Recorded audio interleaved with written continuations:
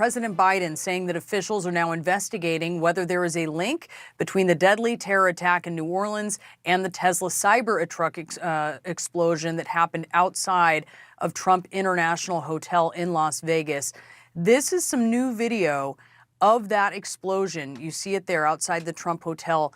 The driver of that vehicle was killed. 7 others were injured. And we now know that that Cybertruck was rented in Colorado. We are learning from our John Miller that according to multiple law enforcement officers, this person who died in this attack, the driver of the Cybertruck, has a military background. Now, authorities say they do know the name of this driver, but they are not releasing this person's identity until they notify the next of kin. But they did say that this person rented the Cybertruck in Colorado via Turo, drove the Cybertruck down to Las Vegas, and was in Vegas for about an hour before it pulled in front of Trump Tower in the valet area when that explosion happened. Now, we were able to see video that they released that shows the explosives that were contained inside. Right there, you can see the Tesla bed, the Cybertruck bed. And some of those explosives included fireworks, gas tanks, and camping fuel. And all of that was connected to a detonation device that was controlled by the driver. Now, what's incredible that the sheriff pointed out is that the explosion was really contained to the Cybertruck because of the way that the Cybertruck is built. Accordingly, apparently, the explosion went upwards, not outward. And so none of the glass at the Trump Tower was broken. 7 people were injured with minor injuries, but all of them are okay and they have been released from the hospital. Now, Las Vegas police believe this was an isolated incident. They are not willing to say at this point that it is connected to the New Orleans incident, but they are investigating. And it is unusual that both drivers did use the Turo app to rent those cars. So obviously this is part of the investigation. We did really receive a statement from Turo tonight that says they're cooperating. They also said that neither of the drivers had a criminal background that would alert them as a security threat. Brianna? Yeah, lots of questions here. Veronica, thank you for that. With us now, former FBI Deputy Director Andrew McCabe. We have former Assistant Secretary of Homeland Security Juliette Kayyem and former Boston Police Commissioner Ed Davis with us. Andy, you have President Biden confirming tonight officials are investigating whether there's a link between these 2 attacks. So we've talked about some of the similarities. What are the things you're looking at that could point in that direction? Well, so far, Brianna, we have 2 not necessarily relevant similarities, right? We know they both went to the same rental car agency, essentially this online service that facilitates private citizens leasing their own or renting their own cars to people. So they both use that same service. And we know that they both have military backgrounds. But again, these are things that could easily have been coincidence. That's not to say that these 2 events are not related. They wouldn't be investigating that very question if they thought it was something that wasn't possible.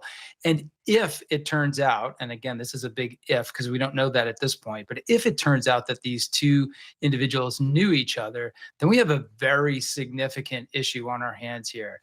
That points to a conspiracy, coordinated effort that spans a large area, right? 2 very different states. We know the Las Vegas attacker started in Colorado, drove to Las Vegas and detonated that truck there, whereas the New Orleans attacker started in Houston and ended up, of course, in New Orleans to commit his attack. So connecting these 2 would be highly significant, but we are not quite on the verge of doing that at this point. We need a lot more detail to figure out if there are actually any interactions between these 2 people. Law enforcement has many resources, intelligence resources, law enforcement resources at their disposal that they can push against to see if there are any indicators that. I'm sure they're doing exactly that tonight. Yeah, and Juliette, according to our John Miller, both the alleged Vegas perpetrator here and this New Orleans suspect, as Andy mentioned, had military backgrounds, so they both appear to be veterans. Both electric vehicles, both rented on Turo, as Andy also noted there. Explosive devices in both. I think we should note that, although the suspect in New Orleans was not able to detonate them before police took him out. There's also potentially some differences here. So where does that lead investigators as they're looking for further concrete links? Yes, I think the connections that you and Andy describe, as well as just the fact they're on the same day, not many hours apart, would lead any investigator and any federal entity to determine whether there were linkages. Was there some coordination around timing and methods and means? But there are also a lot of differences. For one, the second attack in Las Vegas, sort of you combine Elon Musk and Donald Trump and the Trump Tower, that suggests someone who had a political focus against them or wanted to make a statement about one or both of them.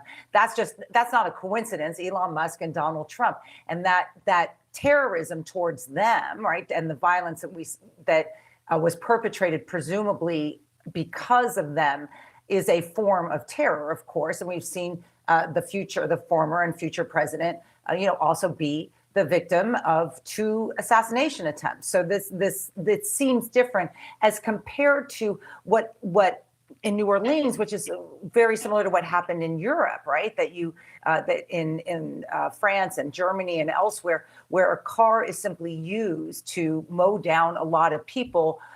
In this instance, and also utilization of a gun and other things where you have an individual or a number of individuals who are motivated by terrorism, but maybe also in this case by other things. And that's what we will determine and what will be learned. Why is this relevant? It's a very different threat environment if this was coordinated for the nation. It just is. But if there are explanations for both that are limited to both of them, it does make the American public feel differently about the threat environment. It certainly does.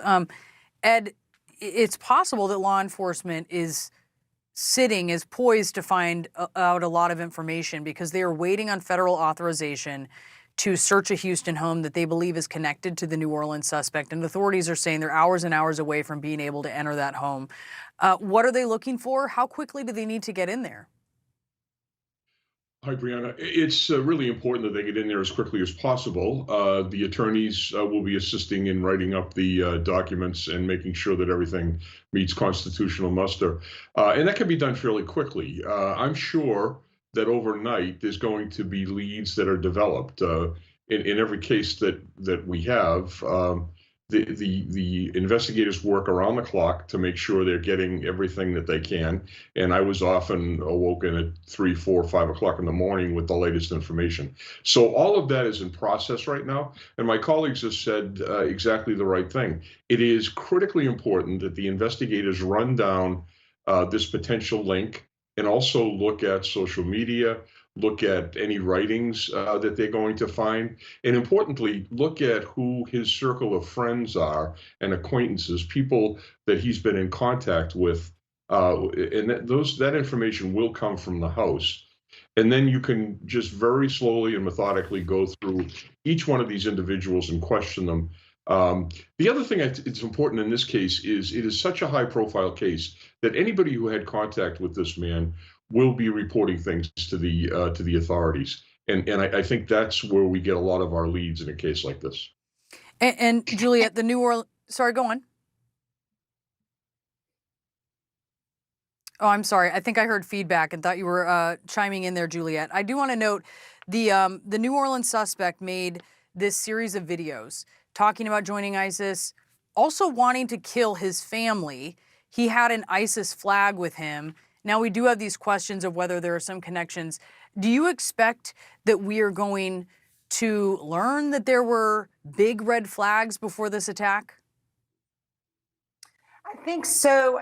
Part of it is going to depend on 2 things. One is the radicalization process. There's lots of, was it relatively quick? It's honestly, it seems like what we know now, it was relatively quick, so that there might not be lots of tentacles to investigate. It may be also ISIS took advantage, or ISIS or people on social media, of a person who was searching for a cause to reflect his anger that he clearly had against his family. So when we say ISIS, there's a lot, or connections to ISIS. There's a difference between ISIS directed, which we saw in Paris, or Berlin or elsewhere, and ISIS inspired, someone who is just finding meaning. It makes a huge difference for our purposes in terms of what are ISIS's plans here. Are they now launching another wave in Western cities and Western European cities as well as the United States? And so it goes to the most important thing, which is New Orleans safe now, or is Las Vegas safe now? They are, again, going to hold a major event tomorrow night. I think they should. They will increase security there. Whether this is a person who felt that they needed to do this because they were motivated by the language and violence of ISIS as compared to directed, that's a very significant difference for the victims and for the city of New Orleans right now.